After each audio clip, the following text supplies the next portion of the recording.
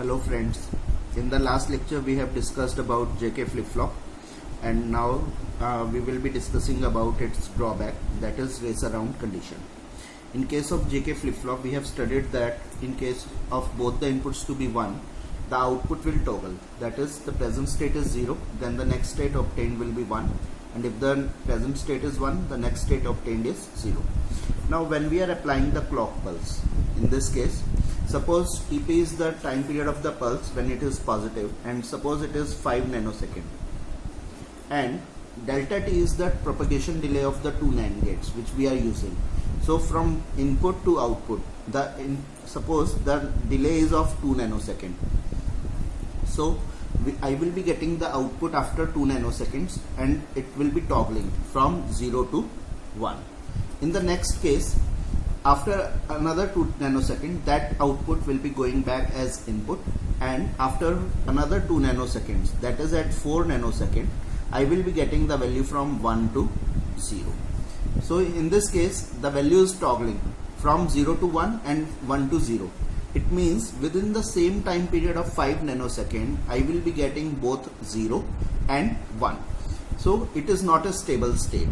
So we can say that the propagation delay is delta t, and if it is less than delta tp, means the time period of the pulse, so the output will change again and again, and this condition will lead to an uncertain condition at the output.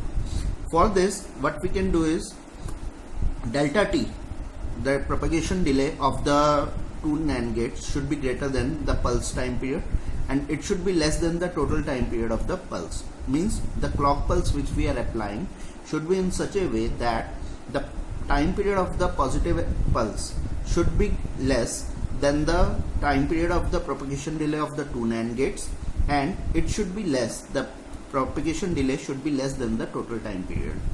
Now this condition is very difficult to achieve because the propagation delay of NAND gates is fixed. Secondly, if I increase the propagation delay of the two NAND gates, means if I am increasing the value of delta t, it will lead to very high amount of delay if I am using it again and again, means in multiple circuits. So this condition is not feasible, and to overcome this difficulty, we are using the master-slave JK flip-flop. It is one of the most important topics of digital electronics and is used again and again. Now here what we are doing, we are dividing the circuit into two parts, or we are taking the replica of JK flip-flop again and again. The only difference is that the output of the second stage is fed back as input to the first stage.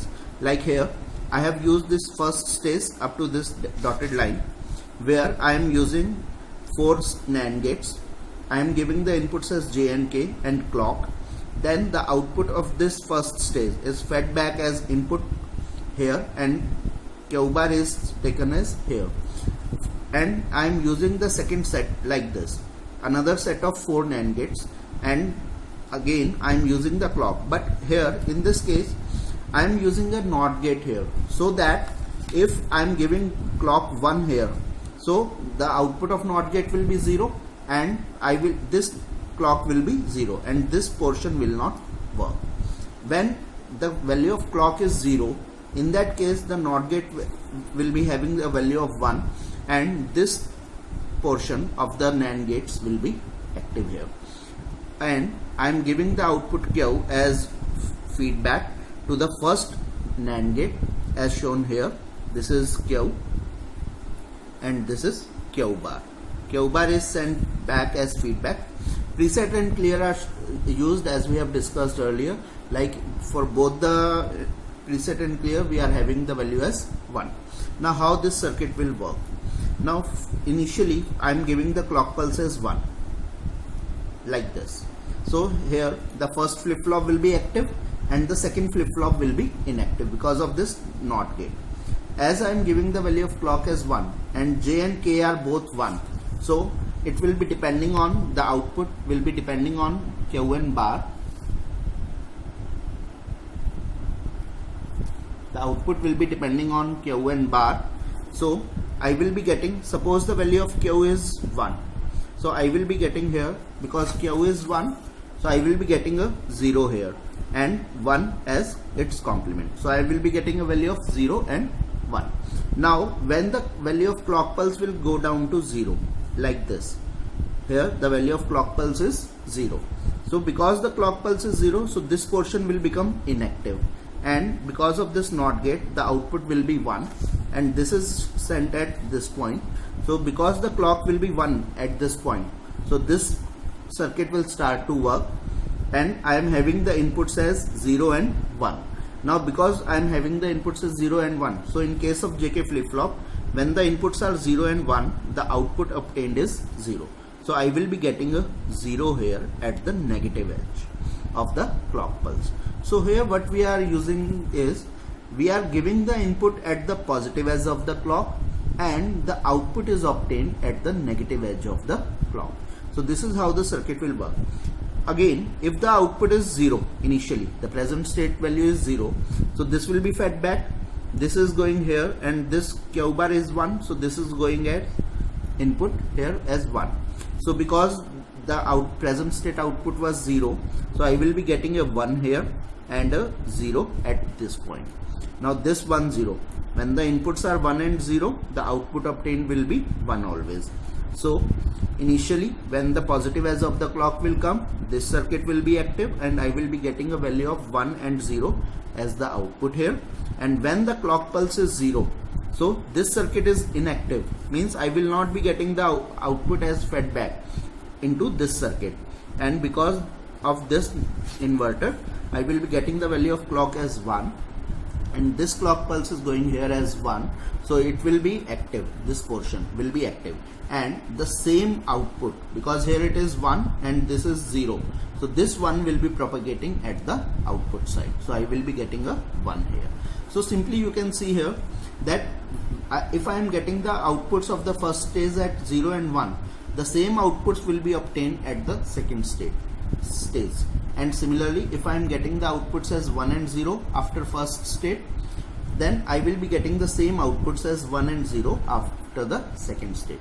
So this second circuit is only acting as a propagation work for the first stage, means whatsoever be the output of first state, we are getting the same output from the second state. So the first state is known as a master and the second state is known as a slave. So the problem of this race around condition is overcome with the help of master slave flip-flop. Here whatsoever be the delay of the two NAND gates, because I will be getting the output from the second set only in the negative edge of the clock pulse, so that's why it will not toggle again and again. Second thing is, because the first set of master slave flip-flop is inactive during the negative edge of the clock pulse, so in that case, because it is inactive, so there will not be any change from this side onto this side. So this is how a master slave JK flip-flop works, and it overcomes the problem of race around condition. Next topic is D-type flip-flop. In case of D-type flip-flop, for the JK flip-flop we are using the inputs as inverted one, means I am giving the D as input and the second input is taken as the invert of the first input.